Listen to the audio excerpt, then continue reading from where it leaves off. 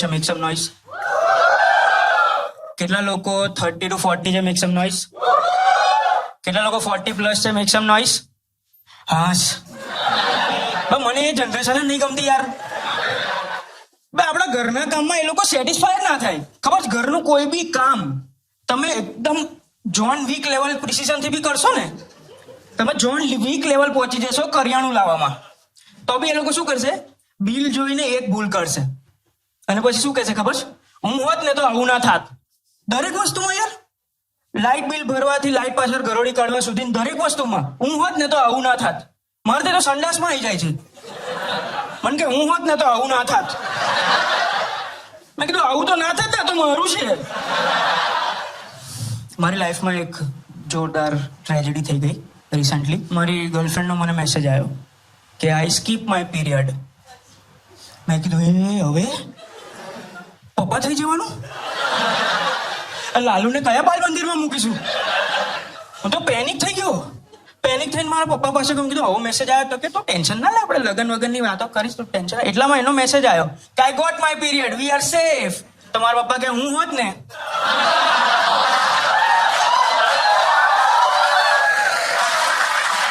પણ તમારે લાઈફમાં શું કરવું છે? એટલે લાઈફમાં કઈ કરું ને, આપણા બધાની લાઈફમાં એક પેલું હોય બકેટ લિસ્ટ. ખબર છે? કોઈને પહાડ પર ચડી જવું હોય, કોઈને નદીમાં ડૂબકી મારવી હોય, કોઈને માછલી રમવી હોય, માછલી ખાવી હોય. હે, બધાની લાઈફમાં કઈ કઈ એવું તમારે કઈ કરવું છે લાઈફમાં? નથી નક્કી કર્યું તમારે કરવું છે કઈ લાઈફમાં? સરસ. તમારા લાઈફમાં શું કરવું છે? કેટલું સરસ. મારે લગ્ન કરવા છે. હવે નહીં ફાવતું યાર. કર સુધી તક્યા બાંચવાના. હવે તો તક્યા એવું કે છે I don't think it's working એનીમોર.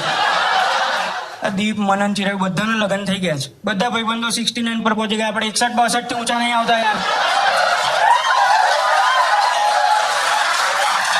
મેં તો એક દિવસ ઘરે જઈને એલાન કરી દીધું કે મારે લગ્ન કરવા છે. તે લોકો કઈ કરી લે. જો આટલું ઈઝી હોત તો આવત તમારી પાસે. તો કે તાર કેવા લગ્ન કરવા છે? સાદા, મસાલા, ચીઝ. મેં કીધું શું? તો કે એટલે લવ મેરેજ, અરેન્જ મેરેજ કેવા કરવા છે? મેં કીધું ગમે તેવા કરવા છે, અહીં સુધી પાણી ચડી ગયું છે, લગ્ન કરાવો. તો કે એક કામ કર, તારો બાયોડેટા બનાય. તો મેં બાયોડેટા બનાવ્યો અને પછી એ બાયોડેટા આખા માર્કેટમાં ફર્યો. બધે જ, ગલ્લા પર, રિક્ષા પાછળ, રાજધાનીના બિફોરના સંડાસમાં હજી ચોંટેલો છે. અને એનાથી એક માંગવું આવ્યું અમેરિકાથી, ગૂગલમાં કામ કરતી છોકરીનું. એક તો અરે વાહ, બહુ સરસ. પછી એ બેન બહુ જ પંક્ચુઅલ હતા, બહુ જ સુંદર ને બહુ જ પંક્ચુઅલ. એમને કીધું કે આપણે exact Friday 8 PM sharp interview કરીશું. મેં કીધું ઓકે, તમે આવો છો કે મને બોલાવો છો? તો કે ના ના ના ના ના, આપણે ઝૂમ કોલ પર કરીશું. મેં કીધું તમે તો ગૂગલમાં કામ કરો છો, ગૂગલ મીટ નહીં?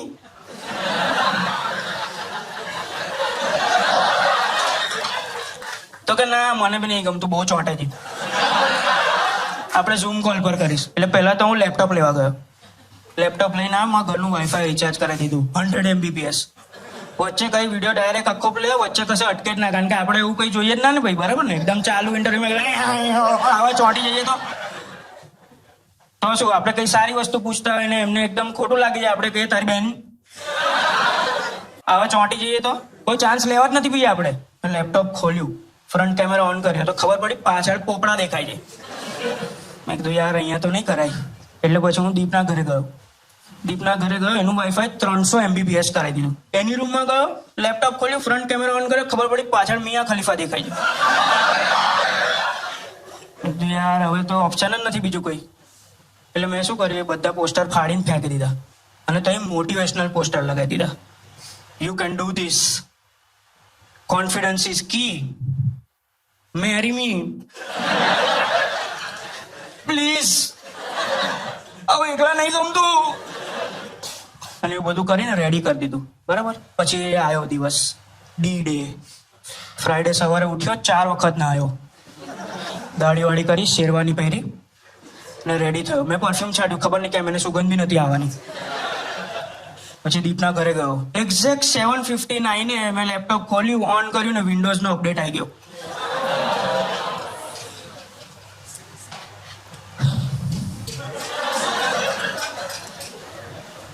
હવે એ બેનને 2 છોકરા છે. મારો અપડેટ હજી ચાલે છે,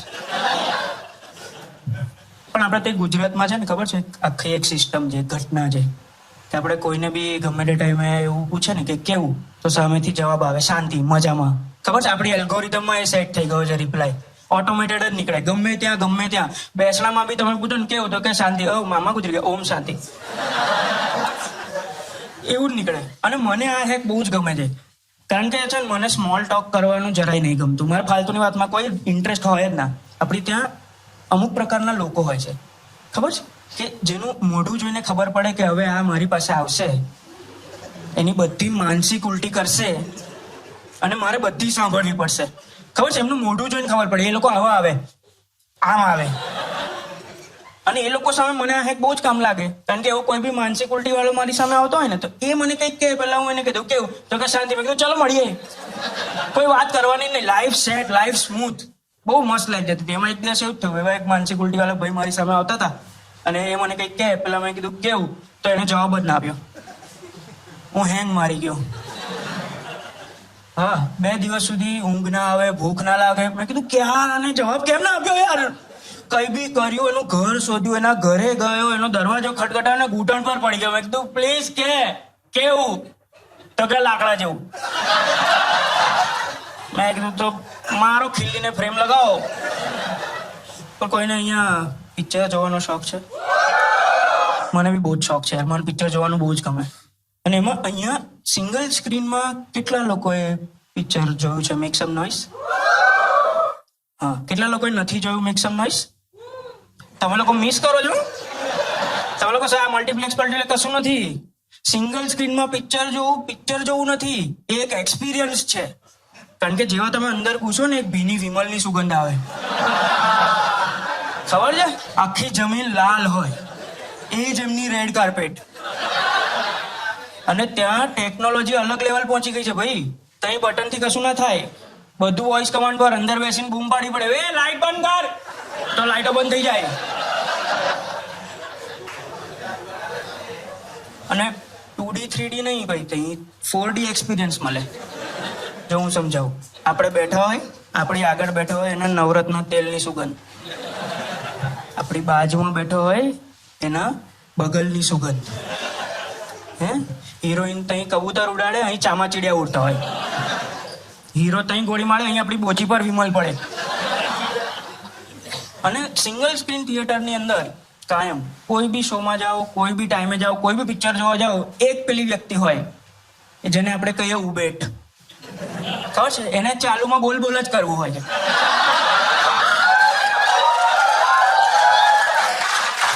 એ સેમસંગ નો ફોન વાપરે, ખબર પેલો ધીમી ધારની મુત્તર જેવી રિંગટોન હોય. ખબર આપણને એવું લાગે પાણી ઢોળાયું, પછી ખબર પડે એને ફોન આવ્યો. એ કાયમ પિક્ચર બગાડે. અને મને છે ને પિક્ચર જોવાનો બહુ શોખ છે. હું બધી ટાઈપના પિક્ચર જોઈ શકું, ખાલી એક જ ટાઈપના નહીં જોવાતા. એ છે હોરર પિક્ચર. સખત બીક લાગે યાર, સખત. ટાઇટલ જોવું અહીં ભીનું લાગે ડાયરેક્ટ. હમણાં પેલું જોવાઈ ગયેલું કોન્જુરિંગ, મેં ઘરમાંથી કબાટ કઢાઈ નાખ્યા. હું જમીન પર કપડા મૂકીશ, કેવું લાગે રાત્રે 3 વાગે પેલી લટકતી હોય તો આમ કાળો માવો ખાઈને બેસી હારી. રાત્રે 3 વાગે ચલો 3 તાળી. અને એટલે જ છે ને હું સિંગલ સ્ક્રીનમાં જોવા જઉં, કારણ કે સિંગલ સ્ક્રીનમાં આ બધા ડિસ્ટ્રેક્શન બહુ હોય તો ઓછી ફાટે. એમાં હું પેલું પિક્ચર જોવા ગયો હતો 1920. ઓ બા, શું પિક્ચર બનાવ્યું યાર એને યાર. મેં કેટલું ખતરનાક પિક્ચર બનાવ્યું છે ખબર છે. એમાં એક સીન છે કે જેમાં છે ને પેલી હિરોઈન વ્હાઈટ કપડાં પહેરીને મીણબત્તી લઈને ભૂત શોધવા નીકળે છે. એટલે શું જરૂર હોય એવું કરવાની?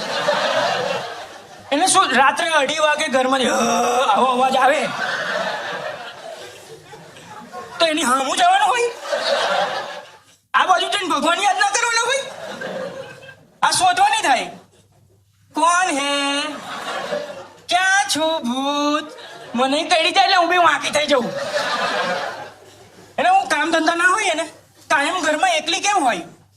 અને આટલા મોટા ઘર, આટલા 2 સાવાણી ઘસે જાય 1 રૂમ સાફ કરવામાં, આટલા મોટા ઘર. અને એમાં આ હોરર પિક્ચરના ડિરેક્ટરો બહુ જ નાગા હોય. કે ભયંકર નાગા એ લોકો છે ને 1.5 મિનિટ દૂરથી ચાલુ કરી દે કે જો પેલું આવ્યું હો કે જો હવે આવશે, જો પેલું આવ્યું, જો પેલું આવ્યું, જો ના હમણાં નહીં આવે.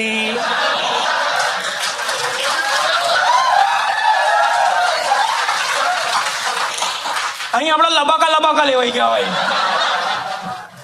1920માં એક સીન છે આજ કે એમાં પેલી આમ જાય છે અને એક જગ્યાએ અહીંયા પડદો છે, બરાબર, અને પડદા પર પડછાયો છે પુરુષનો.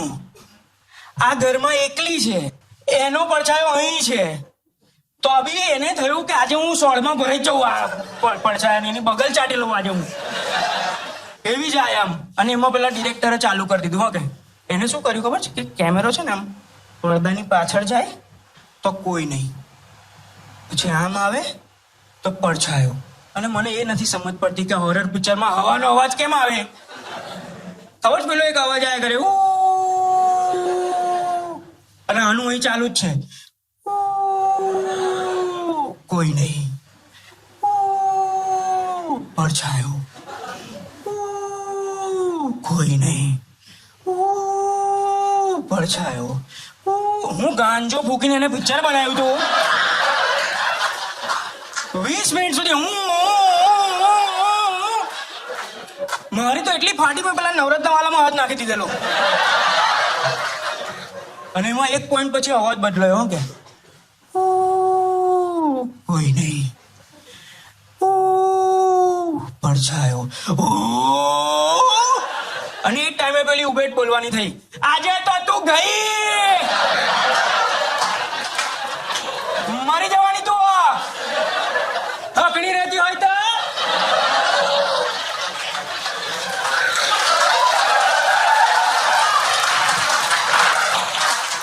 એ દિવસે માણસ છોડો, પેલા ભૂતને એટલો ગુસ્સો આવ્યો ને, એ બહાર આવીને એના મોં પર વિમલ થૂકીને ગયું.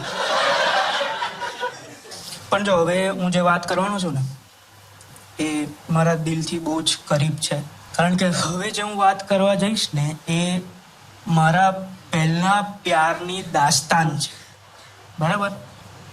ધ્યાનથી સાંભળજો. મને પહેલો પ્યાર થયો હતો 11th સ્ટાન્ડર્ડમાં, બરાબર? હવે 11th સ્ટાન્ડર્ડ પહેલાનું મારું બેકગ્રાઉન્ડ આપી દઉં કે 10મા સુધી હું બહુ ગાંડિયું બાળક હતો, જળબુદ્ધિ, બરાબર? ગજનીના આમિર ખાન જેવા વાળ રાખતો હતો, બુટ્ટી પહેરતો હતો, કોઈ જોવે તો મારી દેતો હતો કે જોવાનું નહીં. ગમે ત્યારે ફોન કરી દઉં કે ભાઈ મેટર થઈ જાય, આવી જાઓ, બધા ભાઈબંધ આવી જાય, સાયકલ પર આવે, વાર લાગે પણ આવી જાય. એવો ગાળા જેવો. છોકરીઓ જોડે તો મારે લેવા દેવા જ નતા, એમને છોકરાઓની જેમ જ ટ્રીટ કરતો હતો કે આ નખોરિયા ભરલી એકબીજાને, વાળ ખેંચી લઉં. પેલું ક્લાસરૂમ હોય ને કે પુષ્પા મેડમ આ મારી ચોટલી ખેંચે છે, એ હું જ હતો. ગેંગસ્ટર બાળક હતું. પછી શું થયું, 10માનું વેકેશન પડ્યું અને 10માના વેકેશનમાં મને એકદમથી મૂંછ આવી ને એની જોડે બીજું બધું બહુ આવ્યું અને એકદમથી છોકરીઓ વાલી લાગવા લાગી. ચોટલી ખેંચવાનું નહીં, કરી આપવાનું મન થતું હતું. મેં કીધું આ શું ફિલિંગ છે યાર, રિસર્ચ કરવો પડશે. કીધું રિસર્ચ ક્યાં કરીશું? એટલે હું ગયો સીડીની દુકાને.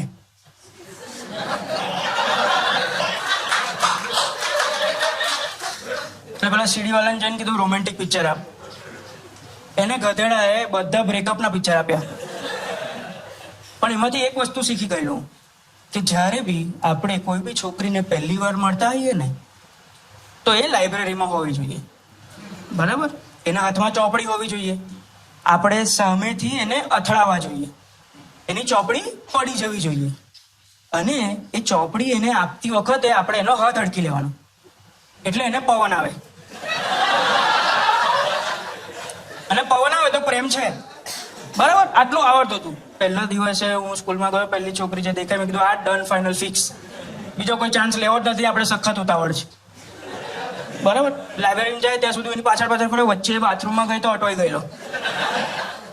પછી છેલ્લા પીરિયડમાં એ લાઇબ્રેરીમાં ગઈ, એ મારી આગળ હતી, હું એની પાછળ હતો અને હું ધક્કો માર્યો, ના ના ના ના ના ના ના, પાછળથી નહીં, ધક્કો આગળથી વાગે તો જ પવન આવે. એટલે પછી હું દોડીને એની આગળ જતો રહ્યો, બરાબર? એ ત્યાંથી આવતી હતી અને અહીં હું રેડી થતો હતો. મેં કીધું યસ, ધક્કા ટાઈમ. પણ હું એક વસ્તુ ભૂલી ગયો હતો કે હું મગજથી બહુ જ ગેંગસ્ટર બાળક હતો. તો મેં ધક્કો કેવો માર્યો ખબર છે? યા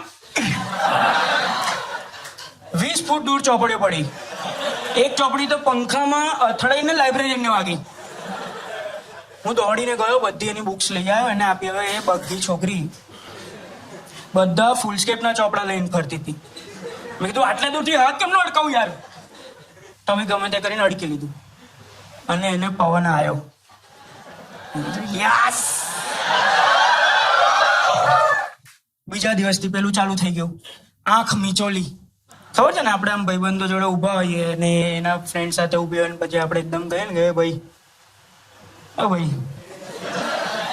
ભાઈ, અને એ બી આપણી સામેથી આમ પાસ થતી હોય તો એ બી આમ ખબર એવું બધું કરે. એવું બધું ચાલ્યું અઠવાડિયા સુધી. પછી મને એકદમથી રિયલાઇઝ થયું કે આ ગર્લફ્રેન્ડ છે કે નહીં, કે એ વાત તો કરી જ નથી, અમે વાત જ નથી કરી. મેં કીધું આ તો યાર અઘરું છે. એમ તો રિસર્ચ કરવો પડશે. રિસર્ચ કરવા માટે હું ક્યાં ગયો? સીડીની દુકાને ગયો. સીડીવાળાની ફેટ પકડીને કીધું ગાંડું સરખા પિક્ચર આપજે આ વખતે જો. તો એને બધા સરખા હેપી એન્ડિંગ વાળા પિક્ચર આપ્યા. અને પછી હું ઘરે ગયો રિસર્ચ કરીને. એમાં ખબર પડી કે છોકરીઓને ગિફ્ટ આપે તો ગમે. મેં કીધું આ લોકો હવે ખર્ચો બી કરાવશે. વેલેન્ટાઇન ડે આવવાનો હતો, હું મોલમાં ગયો એની માટે ગિફ્ટ લેવા. ત્યાં હું બોરીને વિચારતો હતો કે એને શું આપું, કોલ ઓફ ડ્યુટી કે GTA. એટલામાં પેલા મોલ વાળા બેન આવ્યા મારી પાસે. મને એમ કે how May I help you? મેં કીધું મારી ગર્લફ્રેન્ડ છે.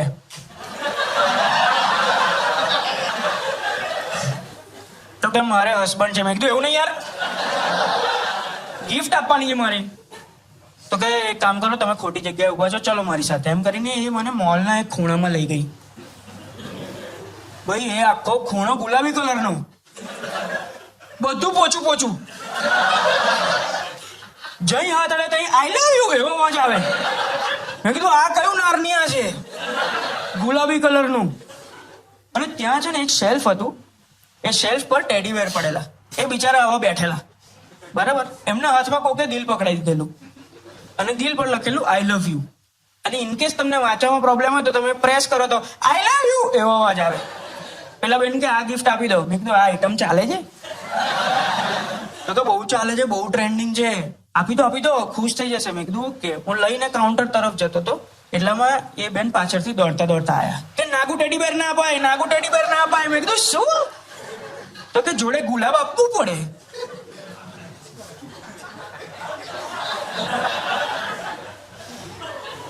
ગુલાબ ટેડીબેર કરતા મોંઘું હતું. હવે પેલો બિચારો ટેડીબેર તાઇવાન કે ચાઇના થી આવો બેઠો બેઠો આવ્યો હશે. કેટલા વર્ષે આવ્યો હશે શું ખબર. અને એની આંખમાં એ દર્દ દેખાતું હતું અને એની સ્માઇલ બી અડધી થઈ ગઈ હોય ને એવું લાગતું હતું. આવો હતો અને એમાં વચ્ચે આ બેને ગુલાબ ગાલી આલ્યો. મને કે હવે ગિફ્ટ કમ્પ્લીટ આપી દો. બીજા દિવસે અમે લોકો મળ્યા ટ્યુશન પછી. પેલી જગ્યા ખબર છે ને, અંધારી ગલી પાર્કિંગમાં, જઈ ખાલી કપલ અને ચર્સી લોકો મળે. કપલ લોકો દિલ જોઈન્ટ કરતા હોય.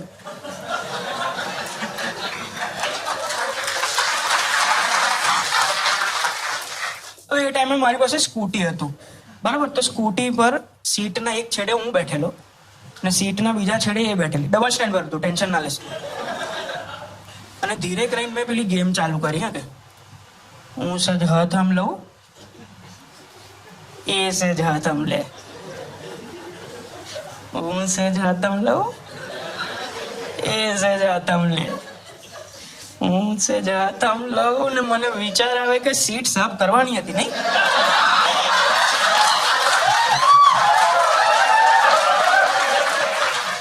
પછી થોડી વાર એ બધી ગેમ રમ્યા અને પછી મેં એને ગિફ્ટ આપી દીધી. મેં કીધું લે તારી માટે. ભાઈ છોકરી ખુશ થઈ ગઈ, પપ્પી કરી દીધી.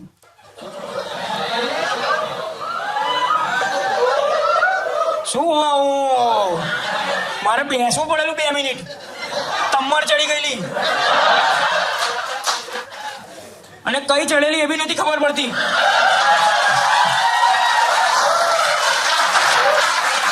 પછી અમે થોડી વધારે વાતો કરી, થોડી વધારે પપ્પીઓ કરી અને ઘરે જવાનો ટાઈમ થયો. ઘરે જતી વખતે એ ટેડીબેર મને આપીને કે મારથી ઘરે ના લઈ જવાય.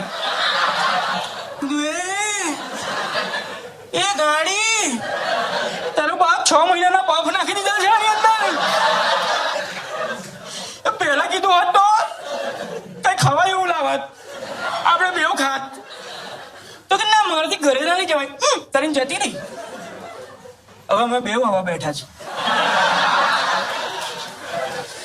અને વરસાદ પડ્યો, અને વરસાદના ટીપે ટીપે મેં એક શપથ લીધી, અને એના કાર્યકાલ પછી મારા કાર્યકાલમાં જેટલી ગર્લફ્રેન્ડ આવી ને બધીને મેં સેમ ટેડીબેર ને ગુલાબ ગિફ્ટ કર્યું છે. કારણ કે પાછું તો આવી જ જાય. છેલ્લી ગર્લફ્રેન્ડ ને તો ગુલાબ ખરી ગયેલું, એને તો એવું કે દાંતણ આપ્યું છે. એ તો કે બહુ હેલ્ધી ચોઈસ. મેં કીધું આ જા વાપર. તો શું સ્કૂલ લાઈફ તો બહુ વિચિત્ર હતી યાર મારી. કેટલા લોકો અહીં CBSE માં ભણ્યા છે? મેક સમ નોઈસ. કેટલા લોકો અહીં સ્ટેટ બોર્ડ વાળા છે? મેક સમ નોઈસ. એ તમને ખબર છે CBSE વાળાઓની એસેમ્બલી ઇન્ડોર થાય? હા, અમારી સ્કૂલમાં, હું સ્ટેટ બોર્ડ થી છું, મારી સ્કૂલમાં એક વાડકી જેટલું ગ્રાઉન્ડ હોય. એમાં આમથી આમ ફૂટબોલ રમવાનું, આમથી આમ ક્રિકેટ, આમથી આમ કબડ્ડી. એટલે ફૂટબોલમાં 6 વાગે, હા, ક્રિકેટમાં ગોલ વાગે, ને કબડ્ડી વાળાની અરફડે ચડો તો ફેંટ વાગે. અને ખબર નહીં કેમ સ્ટેટ બોર્ડના ટીચર્સને કાયમ એવું હોય છે કે આપણે છોકરાઓને હજી વધારે હેરાન કરી શકીએ છીએ. હે, ચેક કરો, જીવ નીકળ્યો નહીં તો કાઢો. બપોરે 12 વાગ્યાની એસેમ્બલી રાખે એ જ વાડકીમાં. સ્કૂલ ચાલુ થતા પહેલા છોકરાઓ પરસેવે રેપઝેપ થઈ ગયા હોય. મારા આખા ક્લાસને બોડી ઓર્ડરનો કોન્સેપ્ટ જ નથી, કારણ કે બધા સરખા ગંધાય. કોકને અહીંયા આફ્રિકાના મેપ હોય, કોકને ઓસ્ટ્રેલિયાના મેપ. અને એમાં એ 1.5 કલાકની એસેમ્બલીમાં એક પેલી વ્યક્તિ હોય ચુડેલ, જેને આપણે કહીએ મ્યુઝિક ટીચર. એને એ 1.5 કલાકની અંદર એની જીવનનું બધું ટેલેન્ટ તોડી નાખવું હોય, એને કોન્સર્ટ ભજવી નાખવો હોય એ 1.5 કલાકમાં, કે આજે તો હું જતી જ રહું મુંબઈ. અને આપણા ક્લાસના ચાટુ ફ્રેન્ડ્સ એમના જ હાર્મોનિયમની આજુબાજુ ગોળ કરીને રોક કરતા હોય કે યા શિલ્પા મેડમ રોક્સ. પ્રિન્સિપલ ને સ્ટાફ વાળા બી અંબોડા કાઢીને ધૂળતા હોય કે યસ.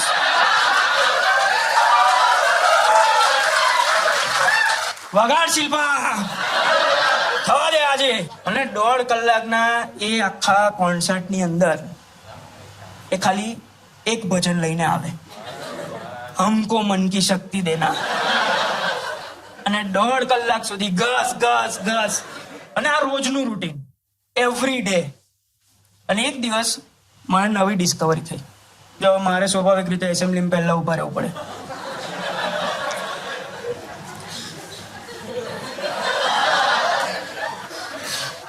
તો એસેમ્બલી ચાલુ થઈ એઝ યુઝ્યુઅલ. પીટી ટીચરે નખ ચેક કર્યા, ઇન્સર્ટ ચેક કર્યું, આ બધાના અંબોડા ખુલ્યા.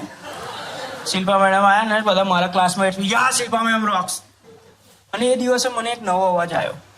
મેડમે ચાલુ કર્યું, હમકો મન કી શક્તિ. એકદમ એ શિલ્પાએ રિમિક્સ કરી નાખ્યું. પછી એ અવાજ વધ્યો, મન વિજય સ્કાચ કાચ કરા. શિલ્પા લિંકિન પાર્ક થઈ ગઈ. પછી મેં આંખ ખોલીને જોયું ને તે અવાજ શેનો હતો કે ગરમીના કારણે પાછળ એક પછી એક બધા ઢેર થતા હતા. અને પીટી ટીચર બધાને ઢસડીને લઈ જતો હતો. એક છોકરી આ ખભા પર, એક છોકરી આ ખભા પર, એક જણને પેન્ટથી ઢસડીને લઈ જતો હતો. અને મેં નોટિસ કર્યું કે જે લોકો કોન્સર્ટમાં બેભાન થાય ને એ લોકોને કોન્સર્ટ અટેન્ડ નહીં કરવાનો. નહીં, એ લોકોને ક્લાસરૂમમાં બેસવાનું, પંખા નીચે, અને ટેંગ મળે. મેં કીધું બીજા દિવસે એસેમ્બલી ચાલુ થતા પહેલા હું વહેલો પહોંચી ગયો. અને એમાં છે ને કેવું હતું કે એસેમ્બલીમાં મારી પાછળ એક વ્યક્તિ ઉભો રહેતો હતો. એનું નામ હતું રમેશ. એ રમેશનું એ દિવસ સુધી મારી લાઈફમાં કોઈ વજૂદ નહોતું. કારણ કે રમેશ પેલી વ્યક્તિ હતો કે જે હાફ સ્લીવ બી અહીંયાથી ફોલ્ડ કરે, ખબર છે? એ કાયમ આવો જ ઉભો રહે. કારણ કે સીધો ઉપર તો પેન્ટ પડી જાય. ટૂંકમાં 512 MB રેમ એના CPU ની. એવો રમેશ.